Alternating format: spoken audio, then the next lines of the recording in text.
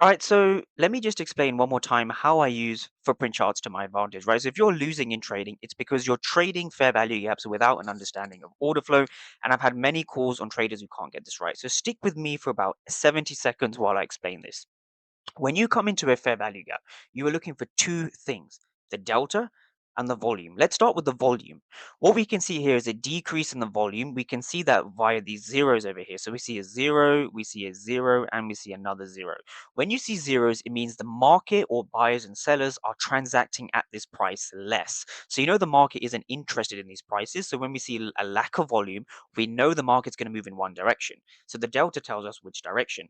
We've come into a bullish fair value gap, but what confirms this bullish fair value gap, this key level, is the fact that we see aggressive sellers, but no reward. We actually see aggressive sellers and then we see aggressive buyers. So what we see is the aggressive sellers failing to drive price lower, and this is what holds a bullish fair value gap. So next time you're looking at a fair value gap, always go to the footprint charts and understand what is going on.